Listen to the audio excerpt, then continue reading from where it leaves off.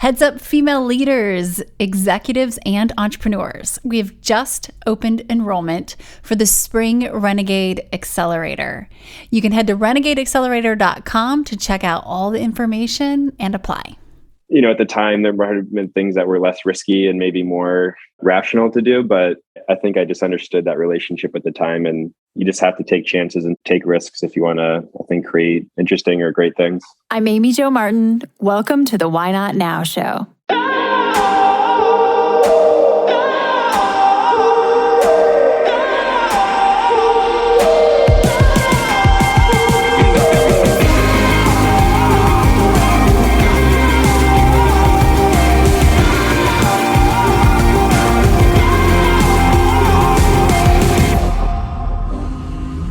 You know that thing you've been thinking about doing? Yeah, that one. Why not now? Have you ever actually taken the time to ask yourself, what's stopping me? Let's talk it through. This is your chance to give that idea the attention it deserves and take action. Each episode, I have a chat with a fascinating person, from entrepreneurs to athletes, celebrities, my parents, rocket scientists, and all walks of life. We talk through a critical time when they've asked themselves, why not now? We dissect that day or even that moment, step by step. Just let go.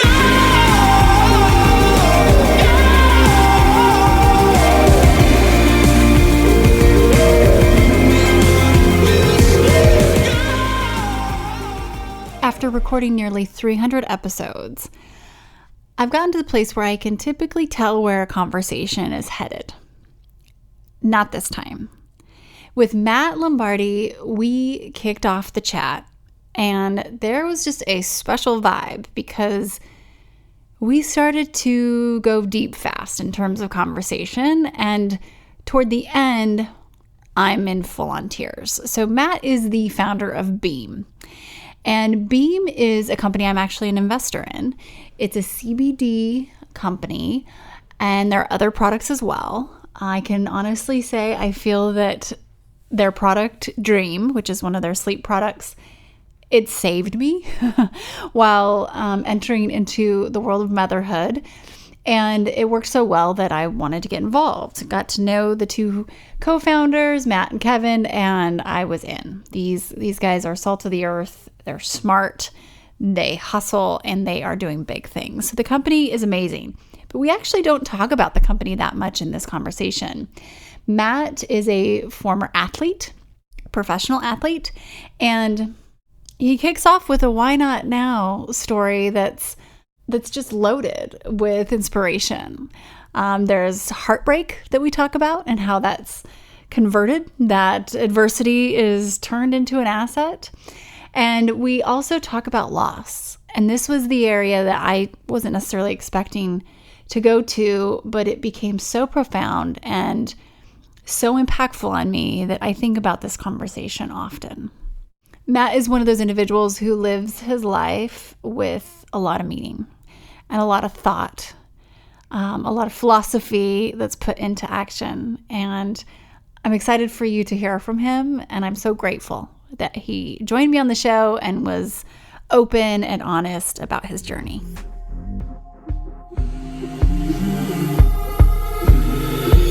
Heads up, female leaders, executives, and entrepreneurs. We've just opened enrollment for the Spring Renegade Accelerator. All of the information is at renegadeaccelerator.com, so you can check it out, watch the videos, see the testimonials, see the results from everyone. We're on a mission to 10x the way you think and execute for maximum measurable results. We have had many Renegade Accelerator grads on this podcast as guests, so you can listen back and hear from them as well. This is really the career love of my life. So the Renegade Accelerator is an intensive, real-time virtual training program. And we provide that foundation for the renegade mindset that then extends into everything you do. Climbing that corporate ladder, getting on boards, generating more wealth through investing. If you're fundraising, we also focus on that. Really building your personal brand to open up doors and be able to go where you want to go. We also focus on podcasting, partnerships, and publishing. Public speaking is also a big area of the curriculum. And getting on those stages, growing your thought leadership, becoming more of a voice of authority, and getting paid to do so. The curriculum is equal parts education, collaboration, and accountability. Accountability is key. Renegades are all about action, massive intentional action. And of the nearly 200 graduates that we have in this program now, they all say they came for the curriculum, the education, the content, and they stayed for the people. So once you graduate from the Renegade Accelerator, you become a part of the Renegade Collective, where you'll have access to peer circles, to experts, live events, in-person live events, and a network of women who open doors, who are committed to your growth. We are personally investing in one another. We are making introductions. We are hiring each other, sharing that expertise, and it's really created exponential growth for the community. If this piques your interest, head to renegadeaccelerator.com, take a look at everything, apply, and we will circle back with you. At the very least, if you're uncertain, you can sign up to receive our emails, and we'll walk you through a process to help you determine if this is a good fit and if it's a good fit right now. We do have limited seats, and we're excited. We already have an incredible roster who has joined this next cohort, so get that application in and head to renegadeaccelerator.com.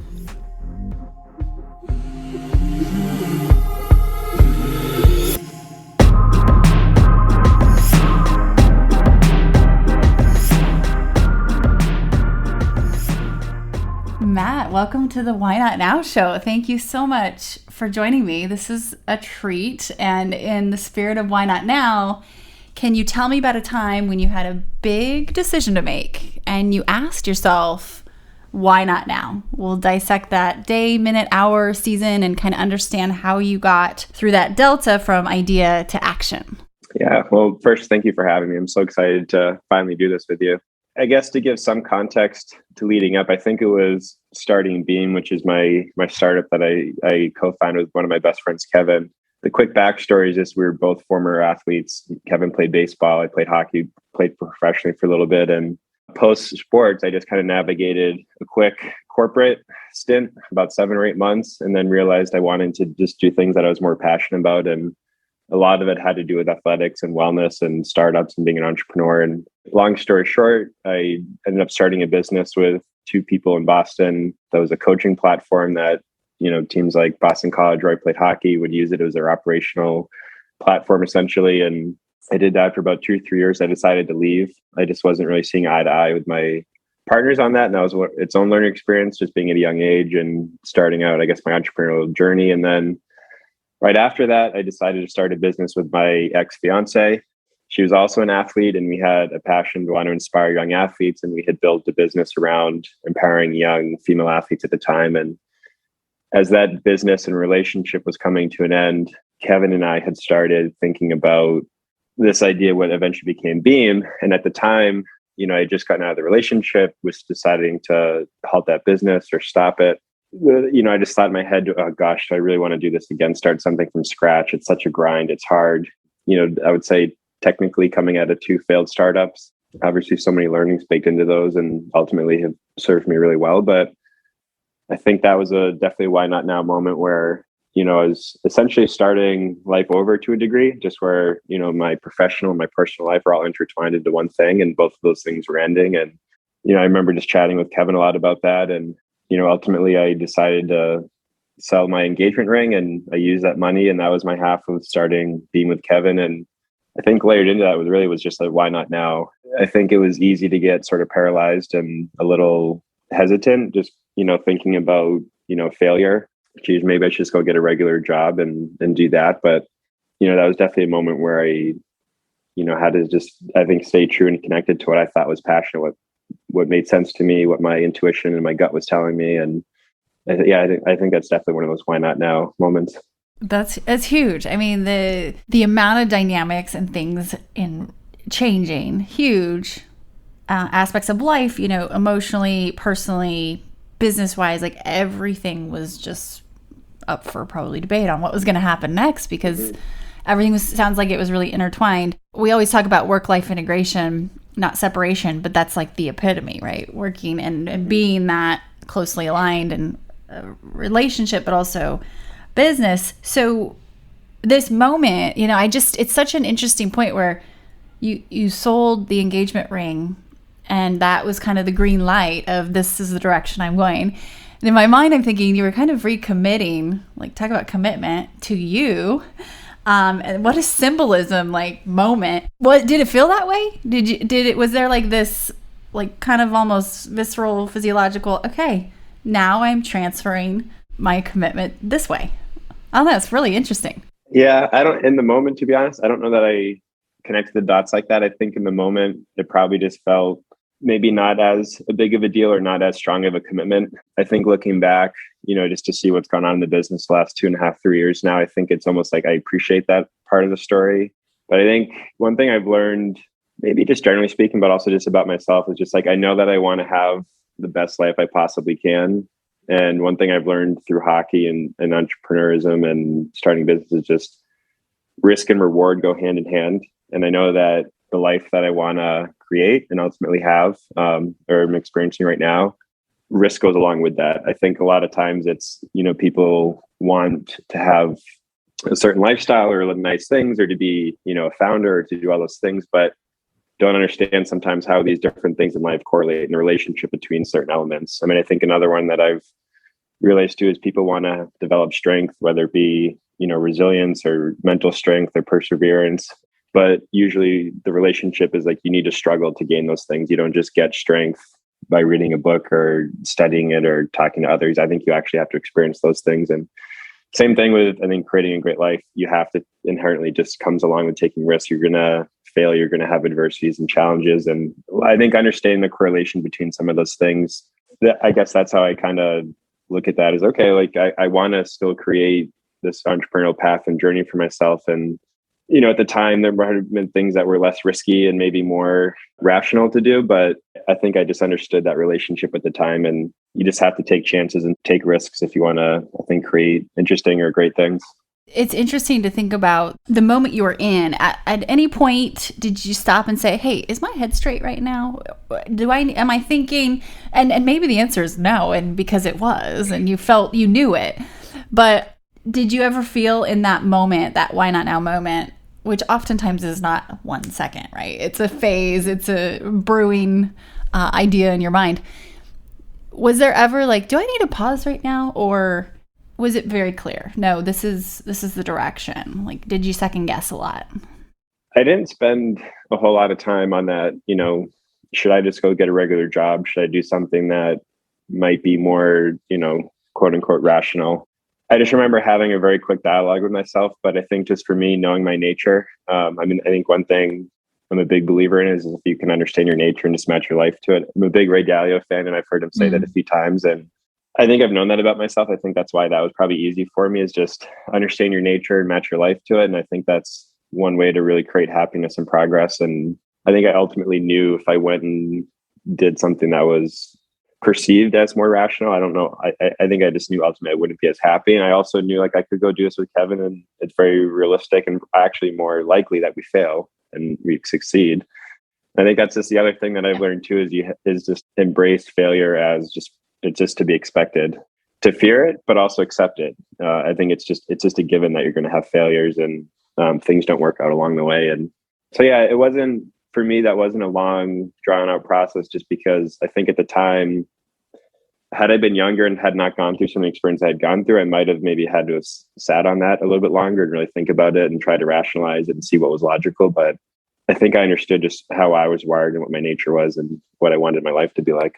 That's so cool that you were, the self-actualization process had started before that. So you felt confident in, this wasn't a rebound per se into another direction with starting a business. Yeah. It was, I love Ray as well. And I gifted everyone one year for the holidays his Principles book. But you talked about struggle. And I think that's such an interesting topic, especially for entrepreneurs or just, let's just say renegades in general, right? Anytime we innovate, do something different, new, adversity is going to be right there. And as an athlete and an entrepreneur, the struggle, it can be like a street fight every day. And if you're not on the verge of tears at least once a week, if not daily, then are you really giving it your all? Like, that's how it feels sometimes, to have a business. Totally. Do you find like this odd joy in the struggle? Because I imagine as a professional athlete and having trained in that type of intensity and performed, it's not new to you, right? No, it is. And I definitely gravitate, like when I think of hockey, playing hockey at Boston College, the goal there is every year is to win a national championship. And if you don't, essentially it's a failure. And, I was fortunate to play in two teams that we won a national championship. And my freshman year, we played the national championship game and lost. And then my junior year, we didn't make playoffs at all. And my junior year in particular, my senior year, we won the national championship, and I was lucky to be one of the captains and had great teammates. And, we won a bunch of other trophies. I mean, it was the perfect ending to a senior year college career, obviously. But I look back, my junior year was really the year that I appreciate the most. It was my hardest. I found myself out of the lineup a lot. We had an insane freshman class come in, and for whatever reason, like the first part of the season, I struggled a lot. And at the same time, that's where I learned and grew and ultimately found myself finishing the year strong and being voted one of the captains for the next season. And as much as I love and obsessed with winning, when I think of my career at BC, I think of my junior year as probably one of the most valuable, or if not the one that I appreciate the most, just because of the challenges and what it forced me to do. And same thing with Beam. We're at a stage now where, we're up to about 20 full-time people on the team, a handful of contractors and agencies we work with. And it's a different machine than it was when it was just Kevin and I, or just Kevin and I and our first, 2, 3, 4, 5 employees, when, you're out there and you're struggling, you're grinding, and it's, like hand-to-hand combat. And as much as I love what we're doing now in the different phase and transition that we're in with managing a team and really scaling a business,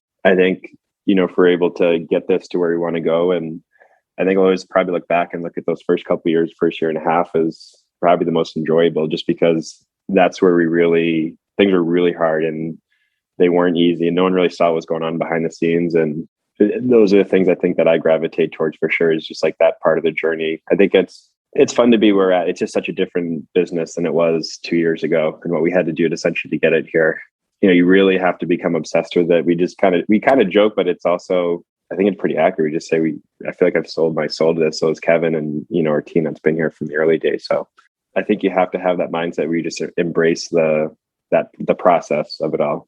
Real quick on the Beam front, it's helped me so much with sleep, specifically as a new mom, as an entrepreneur, as a fairly high voltage person, I would say. I struggled after Lincoln was born. And when you find something that works, you just want to tell everybody. And now fast forward as an investor, I think about how someone gave me some advice. I think it might've been Tony Hsieh years ago, who we lost tragically this year. But he said, when I invest, I think of like a surfing situation. You've got your surfboard, and this may not have been his original thought or concept. So whoever it belongs to, if you're out there, I apologize.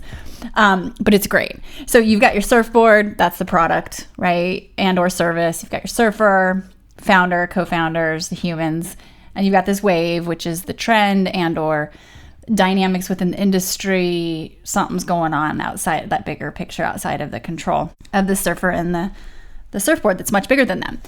And Tony always said, 99% of the time things are going to change anyway with the product or the business or service. Like what you think you're going to build is going to be different. But if that surfer can't handle the board and the wave and the board changing, then you better bet on the surfer. And with you and Kevin both being athletes, I just think it's almost as an investor kind of maybe a unfair advantage to know there's that grit and like you're going to figure this out. And the fact that you two, what I've seen, fierce focus, it occurs to me, and I know, Matt, we don't know each other super well, but definitely have spent some time around each other, and I watch, and how do you maintain that focus? Like just the ability, like you said, to become obsessed. You have to be, because in any given day, you could shift gears and, change directions in what you think is best for the business. There's a lot of directions to go in. I think Kevin and I just always use the analogy, we're trying to win a championship, and there's a lot of what that might mean in business. And I think, as a startup at some point, working towards an exit, I know I listened to the Super Coffee Brothers, we're in a similar, mindset and trajectory and goals as them. At some point that would be the end game. But I think what athletics taught us was that you really need to focus on the process and the results will come. And I think having a really deep understanding, I guess, in relationship to the process and what that entails is, sport really is just like, athletics is the ultimate metaphor for so many things in life and in business. And I think that's just the right mindset to have in business. And every single day, it's just focus on constant improvement, constant progress. And I think that allows a team or a company to stay really focused on things, and you have a mindset more on the process and what do we need to be doing each day, each week, each month, because you can get lost in sort of this like blizzard of stuff. Mm-hmm. There's so many things going on at once. And, Kevin shared a great analogy. I forget where he said he heard it, but it said, being a founder is kind of like you have 50 plates spinning in the air at once, and you can only keep 10 of them spinning, and you have to let, the other 40 or so drop and break and just kind of live with that and understand, like, how do I keep the most important things going? And that's one thing that just popped in my head with it too, is like understanding like what you can focus on and what you need to be driving, and what other things that, how to prioritize. Then there's just like the more higher level macro, just you have to make a lot of sacrifices. I don't know that I've ever heard someone who's become the best at what they've done, whether it be sports, business, artist, celebrity, anything, musician, where they haven't been so obsessed with the process and becoming as best as they possibly can be. But with that comes a lot of sacrifices around your social life, your personal life, things that you do, things that you don't do. And I don't know how to my total thoughts are on sort of like work-life balance and the word balance and things like that. But, with Kevin, I think it's sort of like a gift and a curse. So obviously we want to make sure that we're healthy and happy, because if we don't have our health, we're not going to be good leaders and help drive the business. So we obviously don't believe in just burning the midnight oil 24/7. And I think that's not the right thing to do, obviously. But at the same time, I don't know that we'd be where we are if we weren't so monomaniacally focused on driving the business and, pushing the process forward and focusing on, the day to day and the things that we need to constantly be getting better at and driving the team now. I guess I can bundle all that up. You just have to become obsessed with the process and, what that entails. First of all, I love the 50 plates and 40 you got to drop. It's like deciding which of those 40, see them on the ground, broken, shattered. I know. But it's so true. It's such a great analogy. And I think with literally today, especially, gosh, is it almost 2 years of the pandemic now? I mean, I forget, everybody says 1 year, and I'm like, no, it's however long we've been in this.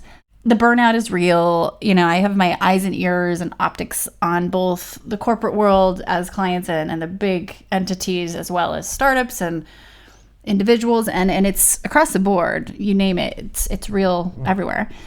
And self-care is a thing, of course. I mean, this is not news. But also that obsession. Sometimes balancing, there are times last night and a lot of times I am on Slack at 11 because you know what? No one's going to hear back from me for 3 days if I don't answer at 11 because you know what I mean? It's like, and I was having this conversation with a woman, Julia Cheek, who's, her company, Everly Health, it's a $3 billion valuation right now. They're just rocking and there's no time to do anything for her except for her son, her family, husband, and the business. Yeah. And so how do you manage that expectation with your team where, no, it is go time, yet we love you and care about you, and we realize how important it is to have your own time for mental and health. Yeah. And for me, I even struggle with balancing that with, the team too. Yeah. You really start just to learn how things interact with each other. You need to be obsessed and you need to work really hard and you need to put the time in. And at the same time, you have to understand the relationship too, between putting time into something and also your health and your wellness. I mean, ultimately, again, if you don't have your health, if you don't have energy, your mental, physical energy, you're useless in the business. And so, we don't have a vacation policy. The team is welcome to take as, many and as often, breaks and vacations and days off as they need. Obviously, the expectation is that you communicate well and you don't leave any of your teammates hanging. And we try to, I would say Kevin and I probably aren't the best examples. We're trying to be better at leading by example with that as well. But you have to prioritize your health, just because if you don't have that, you have to understand, you can go, but it's something like you actually might not be as effective, working more hours, but burning yourself out. So Totally. I think there's that thing that we're, and also mind you, we're a health and wellness company. Like we obviously are very passionate and take health and wellness and everything very seriously. So we try to really prioritize that with our team. It's a combination. I don't know. I guess you can call it maybe work-life balance, but maybe it's more for me. I look at it more just like recovery. Just like if you're training physically, like you have to bake in recovery days or else you just burn yourself out. I've done that in hockey where I've trained too hard and I didn't give myself enough time to recover. And I felt the effects physically in my performance, how that negatively impacted me. So for me, this is more, transition from hockey to this. I needed to figure out how to, my brain is my muscle now. It's not my body anymore. And so I need to figure that out. And it's the same thing though. You need to give your brain a rest. If anything, like I've been almost shocked how the feeling of mental fatigue, what that's like. And it's a good cue as to when I need to. The same thing, just physically, like you need to let your brain rest. You need to let your body rest. So again, it's just understanding that relationship of like how far you can push it and then knowing when to recover, just like an athlete. I think long gone are the days of people just thinking, I need to go 24/7, burn the midnight oil. It's heroic to do that. It's actually stupid to do that. You won't be at your best if you don't recover. We're going to take a quick break and we'll be right back. Hi, everyone. If you are digging this podcast, please do us a favor and subscribe, rate, and review on iTunes. It just takes a moment and it means a ton to us. I love the analogy, again, back to like physical exertion and activity in sports. And recovery. Look at it like that. This literally will not work. This formula does not work if you don't. I think of just the mental strength and adversity we go through, not only as entrepreneurs, but just in general when you're obsessed with something so much. And then you have these outside curveballs. We talk a lot on the show about adversity being an asset and how if it's leveraged hard enough, it can totally be a springboard. But there's a saying that when one door opens, another closes, but there's hell in the hallway. Do you have any of those hell in the hallway moments where like, this is tough, this is painful, yet there is an asset somewhere in here? I have varying degrees of that. There's so many just challenging things just in Beam, manufacturing challenges, we're trying to launch something and it just goes total opposite than what the plan was. Teammates not working out or strategies failing. Per se, I mentioned I used to be engaged and getting out of that obviously, at the time is a tough transition in general. Kevin and I have just been through a lot as friends and as business partners. And, I often say this is why I love him so much. We've gone through so many shared experiences. He really helped me figure out sort of life post-engagement, not just starting the business, but just personally. And then, we launched Beam, things are moving, it's chaotic. It's everything you obviously would think an early stage company is. And we're probably getting like right to the point where, I think both of our parents are kind of like, I don't know what the hell they're doing, but I think it's like made enough progress. I'm not totally worried about them anymore. I think, the first few months they were just like, I don't know what they're doing. I don't know what they're selling, but we'll support them. Then I think they started to see, okay, like they're onto something. There's some traction. There's something going on there. We're still really early and still really hard, but then life can hit you in the head with a brick sometimes. And, I went through something and I just kind of looped Kevin into this because we're so attached to the hip, but I had one of those days I think you just don't ever expect would happen where, Kevin and I were out for a run one afternoon. We came back to his apartment. We were going to shower. We had a pop-up store in Seaport in Boston. We were going to go close the store. And I look at my phone and I have all these text messages and calls from my godfather, my dad's best friend. And, one of my sisters if you heard from dad, hadn't heard from him in a while. And, I unfortunately just got horrible news that I just lost my dad. I remember just Uncle Elmo, my godfather, calling me and telling me about it. And I, peel myself off the ground. I go over to Kevin, he just gives me a big bear hug and holds me for a while. And that it's, I guess like that's hard to like totally digest and put that in a context, but that's just one of those things that I think what I learned from that is like nothing's ever going to hurt me like more than that did. And so, I remember, shortly after that, we were fundraising and Obvious Ventures. I know we've mentioned to you, they led whenever, or they've been awesome for us. They've been, leading the way with funding for us. I remember the first time one of their partners came and flew in and met us in Boston, and gosh, this is probably just like 2 or 3 weeks after everything. And, just finished the services, and he's sitting there, and he's, they love that we're athletes. They love that we have traction and all these things. And, he, kind of, I think, I don't know exactly how he worded it, but essentially was like, why should we bet on you guys? Like, how do we know you're going to have the grit to like stick this out? Like, you're in a hard industry. There's a lot of regulatory constraints. It's new. It's, very gray. There's a lot of people in the space right now. And honestly, we kind of looked at each other. Honestly, both of you just started crying and just like, this is just what happened to me, to us. And, like, you're an idiot if you don't bet on us. Like, if you think I think we'll be able to, like, we just went through this thing, the fact that, we're going to have a slow month of sales, or we're going to have manufacturing challenges. We're going to have like normal just startup stuff that happens. Having to have dealt with this, that all just seems like table stakes. Those are just whatever. We'll figure that stuff out. And so I guess it's like going through that, like for me, my biggest learning from it, that was 2 years ago. So it's still, as much as it feels like it was yesterday, I also feel like it's been so long since it happened. So it's a weird combination of feeling like it's really fresh, and it's also just been, my reality and part of my life now for a bit. But I guess for me, the two things, like the first year I really looked at is just Unshakable became my mindset. And it was like, I just have to figure out, like, I still have to create the life that I want to create. And how do you do that when you just are dealt such a hard blow?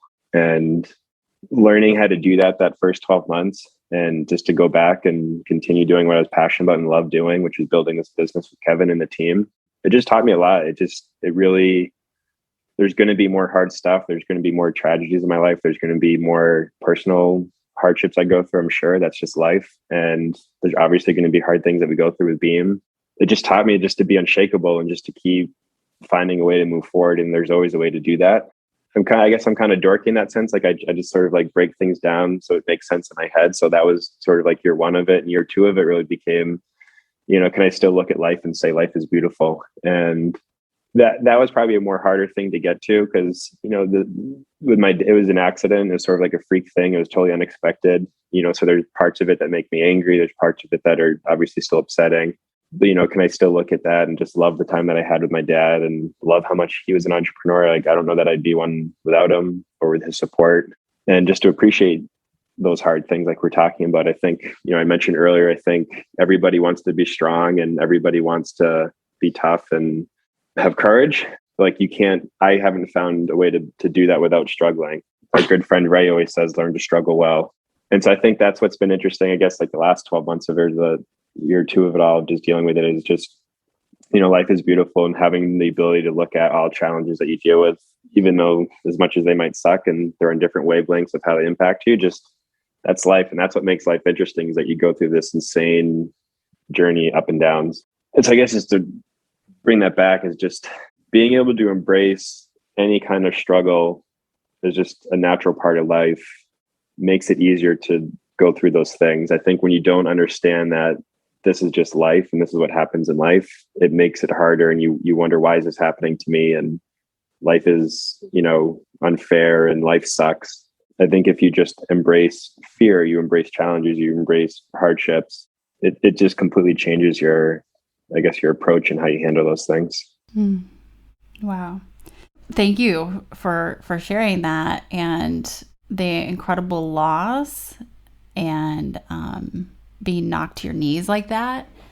I started crying over here, because I'm so honored that you and Kevin have a relationship where he, that just even be slightly involved in your lives, but that connection and that bond is just unmatched, right? It's incredible. That's what life's all about. Like, that to me was the most beautiful. I love your ability to like break things down. And you clearly are. I'm like over here just crying. You clearly. I was holding back mine. Thank you for sharing and being willing. It's not every day that people open up and share those moments. I think your level of self-awareness and that leads to self-actualization, according to Bruce Lee, is just incredible. Like to be able to now compartmentalize and say, okay, that was your one. This, and then just I can see you sitting there with obvious ventures and being like, dude, like this is yours to lose. And when you look at that question, can I still say life is beautiful? And we're a couple years out now, right? Is it? Mm-hmm. Does that answer change daily, or are you feel like you've got a certain lean on it? I don't know that I'd say I have it totally figured out. I think, to be honest and transparent, like it's still obviously something that I, deal with, and I have my own ways of processing and figuring out. I guess like one thing I struggle with is, I went through my engagement, and it was just, I look at that and like, oh, things happen for a reason. What an easy phrase to apply to that. And Kevin and I always say too, like, we definitely wouldn't have Beam had I not gone through sort of this whole experience that was. And, I look at this and I almost think like it's just such a stupid phrase to say when I think of my dad. It's like this, things happen for a reason. Like I didn't need that to happen to, I could learn strength and grit and, through other challenges. And maybe that's, I don't know, maybe that's short-sighted of me to say. I think that's where I can understand too, like I'm not perfect in everything that I think in high process stuff, but as I work through things, maybe there's a world where I need to look at that differently. But for me, the idea just to like embrace life is beautiful. Generally, that I've accepted that, because I guess what it does is it forces me to focus on, I can think about what actually happened. I can think about that day when I got the call. I can think about going through the services and like the stuff that really makes me mad or sad. There's a difference, I guess, between sad and missing my dad and feeling sort of like hopeless, angry, upset, that kind of sad. And so I guess that forces me to focus more on, I appreciated the time that I did have with my dad. And even though it was way too short of a time, and I'd love to be sharing what's going on right now in my life and business and things, and, having him here in the flesh with me to have these conversations would be amazing. I can still just think like how appreciative I am just to have had him as a dad. And I think that it makes me focus more on that than the stuff that makes me angry or upset in a different kind of way. So yeah, I guess to answer your question, like I have, like, I don't just say that as like a pep talk to myself either. I think that was the challenge with this. Can I actually say that and can I actually believe it? Or am I just saying this as like a, because it sounds good and maybe I should believe it, but I don't actually. And I think I try to generally do a pretty good job of like really embracing that. And I think it comes out in the fact that I can continue trying to be who I want to be and have the relationships I want to have and go about things the way that I want to go about things. And the other thing with it too is just, I think like through hockey and just like dealing with different stuff and starting a business and my dad and all these different things, is one thing that kind of just like keeps me ticking and moving forward too, is like, how do I approach stuff or do things so that hopefully it impacts someone else's journey? And that's why, I haven't talked about it on something like this. And I appreciate sharing it with you just because it is part of my story, my journey. And I don't know that someone has to go, no, you don't have to literally go through things that I've gone through, but hopefully in how I've gone about that it helps inspire someone else's journey, whether it's whatever challenge you're going through. I had a few of my just really close friends that had some really personal stuff going on at the time. And they'd come up to me just after the services and just said, hey, I've been really struggling with this in my own life. And just watching how you handled and dealt with this is just inspiring. It's like totally helped me think about how I'm doing this. And like, that meant the world to me. Like that gave me the energy, I guess, just to keep moving forward. And I guess, think about, trying to be unshakable and what that meant. And now trying to figure out, no matter what you're going through, like life can still be beautiful if you choose to look at it through that lens. I think of, that saying, we learn what we need to teach, and sharing and storytelling can really, accelerate the process of people healing, innovating their lives, growth, learning, and leveraging adversity and turning it into an asset, or it just is an asset in disguise until we are able to spot it. I guarantee people listening right now are the beneficiaries of that asset, and thank you. And so, yeah, it means a lot that you would share that. I have so many additional questions. I know that we're like, gosh, I have an area that I'd love to just touch on because I'm so curious of your thoughts. It is a bit of a turn. Imposter syndrome. What does that mean to you? When people use that term, what do you think? And do you experience it? If so, how do you deal with it? Kevin and I still say, like, we don't know what the hell we're doing. I think there's a couple things. I mean, the first thought is just to embrace, like, you don't really know, no idea. You don't know if a good idea is a good idea until you actually go out and do it. And all ideas suck and all ideas aren't good until you actually go out and do it. And then you prove that it's a good idea. I don't know that the way that we're leading or the way the strategies we're coming up with or the things that we're implementing in Beam, I don't know if those are the right things to be doing. So I think it's one, you should embrace that. You should understand that. And then on the other side of it is probably one of the most important things I've figured out how to do is just to really understand sort of like your conscious and subconscious thoughts going on in your head. And I think a lot of those initial things, am I worthy of this? Am I good enough to do this? Do I even know what I'm doing? I think subconsciously those pop into our head. And if you're not really aware of it, you don't really just absorb those and realize that those are just naturally things that occur in everybody's head. I think the difference is, with maybe high performers is just they acknowledge that pops in their head and they can kind of just more react to the emotions and embrace emotions and then realize, okay, is this really a big deal? Is it not a big deal? And just kind of process it versus just reacting purely on those emotions, or I guess what we're kind of talking about is imposter syndrome. So for me, I would just say it definitely exists. I think it's a natural thing that people have, just the way our brains are hardwired. That's a whole nother conversation, but so I think you just embrace that. You realize that some of that, there's probably truth to a lot of those things. You probably don't know what you're doing, but you don't know that you don't know until you actually go out and do it. And then I think the more aware you can be of when those things are actually happening and sort of digest them and react to them more thoughtfully versus just reacting based on emotion probably helps mitigate that. But I think, gosh, any either athlete or entrepreneur I've talked to definitely goes through periods, you can have confidence and conviction in yourself, but you definitely go through times when, you have fear and emotions and negativity pops in your head. We can almost use that phrase and it can become semantics, like just disconnect. But that persistent inability to believe that your success is, not deserved or not created by your own efforts and skills. There's a narrative that women struggle with it more or have it more. And first of all, I don't subscribe to that. There's very little research that's been done on it. There's more over the last decade or so, but it actually indicates that men might even experience it more. They just show it differently and or deal with it differently.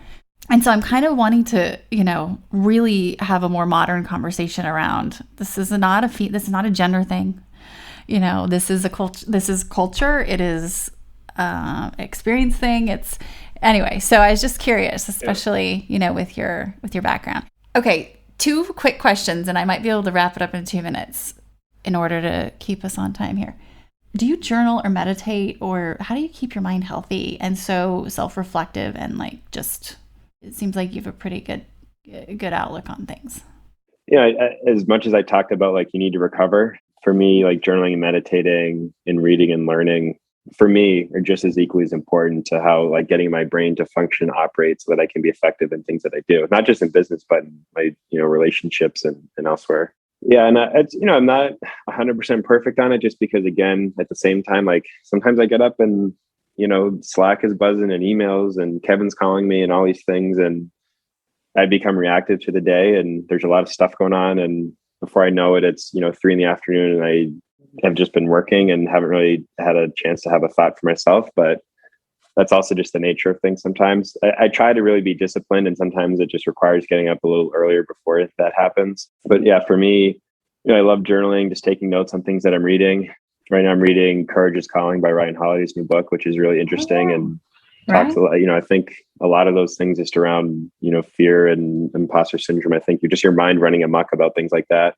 And then I have sort of just a simple meditation process that I go through. And for me, it's just about calming my mind and, visualizing different things and thinking through different things. And gosh, I feel there's a very direct correlation when I am doing that very consistently to when I feel like I'm performing my best. And so it's just, for me, it's a crucial part of my routine. It's motivating for someone who's obsessed about doing well. Yeah, it's very motivating to do it. So 2 quick areas, handstands. Now, I want to learn how to do handstands, but walking, I used to be in gymnastics when I was younger and dance and stuff, and I consider myself capable of figuring this out once and for all, not against a wall. What do you got for me? Just, will you be my handstand mentor? Happy to be. And you have to go follow Matt on Instagram and you can see what I'm talking about. So when we started Beam, CrossFit was a community we really just got integrated deep into, just because Kevin and I just enjoyed going to CrossFit classes. I had never really gotten into it. It's very similar to hockey training, I would say. But when I started following a program that some of the athletes that we were working with were doing, meaning like their weights, their workouts. I remember Kevin, it was probably like February. And I have an obsessive personality, as you can probably have told. So when I do something, I have to do everything. So I started following this program and I had to do all the nuts and bolts. And again, this was designed for a CrossFit athlete trying to train for the game. So essentially they're working out all day long. So I'm going to my CrossFit gym twice a day. The people at the gym think I'm bizarre. And then there was often swimming. So then I had to go join somewhere that had a pool. And I remember him calling me like, I don't know, maybe 9:30, 10 o'clock at night in February, in the middle of winter in Boston. And he's like, "What are you doing?" I was like, "Oh, I'm just leaving the pool." He's like, "What do you mean you're leaving the pool?" I was like, "Oh, there was a swimming workout today I had to do." He's like, "Didn't you already go to the gym twice today?" And I was like, "Yeah, but there was swimming. I had to go finish the swimming." He's like, "Please stop. Like we're right in the thick of launching our business." Like he's like, "I don't need you to get sick. You're being an idiot. Just, you don't need to swim. Like you're not training for anything. Just knock it off." But anyways, to back that into handstands, so a lot of the workouts that have handstand walks and all these things that I couldn't do at the time. So really it really just became practice. I would, they'd have workouts with 50-foot, 100-foot handstands, and, might take like a normal as just one element of the workout. But what does that mean? Like a 50? Walking 100 feet in handstand walking. And I could probably just go like 2 or 3 feet at a time before falling. And it just, like anything, it's just one of those things. That's why CrossFit has been so interesting to me. It's really it's proof of concept that practice is like the ultimate way to develop skill. It really is just, I just practiced and practiced and practiced. I don't have any special technique or anything other than. Like, do you start against a wall? There's times just like when practicing, but like when the workout had handstand walks in it, I would just do it. And it might take me 40 minutes to do the workout, and it's taking other, people that are proficient at it 8 minutes. Gotcha. I just kind of stuck with it. So just over time, but there's definitely a few tricks, just to how to think about your core and positioning. And you can definitely work on developing some of that strength just by holding against the wall or walking into a wall and leaning up against it and things like that. But do you look at the ground? Or because when you're walking, I've seen these videos and I always kind of heard, no, keep your head straight, like you should be looking straight ahead. But don't you have to look at the ground in order to see where you're going? Wait, if you don't look up and look where you're walking, this is supposed to be a more aligned, better posture, aligned. Yeah. But I think naturally, like I find it hard. I need to look where I'm going. I'm probably talking way too much about this. No, I'm actually I'm going to follow up. This is a takeaway. I commit to following up. We'll see if that's worth any additional exposure on that, what happens there. Final question here. So let's take you back to that point when you're selling this engagement ring and you're green lighting this other commitment, right? If you were to say something to yourself in that moment, to go back and say something, what would you say? I think I would say something along the lines of, I think maybe I touched on it earlier, and this is kind of resonating with me now. It's just like, if you want to have the life that you want to have, risk and reward go hand in hand. I just think when you understand that, it makes the idea of taking on risk a little bit more digestible, because it's kind of like, it kind of calls yourself out. It's like, do I really want these things? Am I really willing to risk it to go do those things?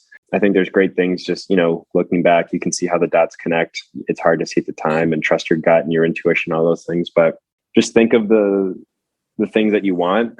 Again, I talked about strength and struggling go hand in hand. There's so many other things you can say. What do I want? And then what are those things that I need to understand go hand in hand? And usually the other thing, the other side, isn't fun to go through. But to understand, like, if I want this, I have to understand like what that incorporates me having to go through or to embrace. Because I think when you don't think of that relationship, it's, you think, I want these things, and you think of all the risks, but it's like, no, like that actually, if I want to do those things, like I have to just be willing to accept that. And then it'll just allow yourself to say, I'm not willing to do that, or I am willing to do that. And I think that's, at the time, I didn't probably have that exact conversation. So that's why I think if I could go back now and do that, I would probably be a little bit more direct about understanding that. I think that was going on in my head. I didn't really know it at the time, but I think that's when I look at that, it's just that's what I would say. That's good. It's, if you want something you've never had, you have to do something you've never done, right? And go somewhere you've never been. That's another way to say it. And that's risky, and that's uncomfortable, and that's, it's like, thank you so much for sharing and for joining. I could keep going for a long, long time. And Kevin, if you're listening, you're next for the hot seat, so get ready. Yeah, I'm really honored to be on this ride with y'all. Now that I've been in Texas for 5 months, I can say y'all, right? So thank you.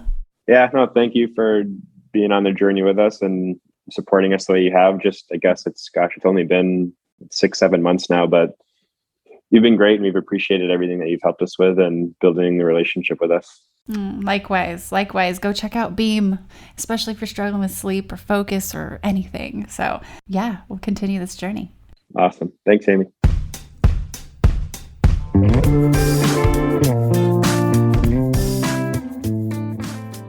Hey everyone, thanks for listening to the show.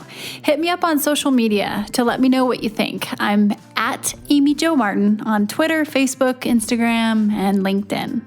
And I want to hear your why not now moments so I can share them on the show. Just send me a note to whynotnow@amyjomartin.com. For show notes and other offers, you can visit amyjomartin.com/whynotnow. And while you're there, don't forget to sign up for my email newsletter for exclusive content and announcements.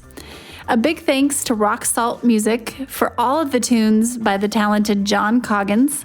And of course, a hat tip to Richard Brewer for editing and producing the show. I'll see you next time. And until then, why not now?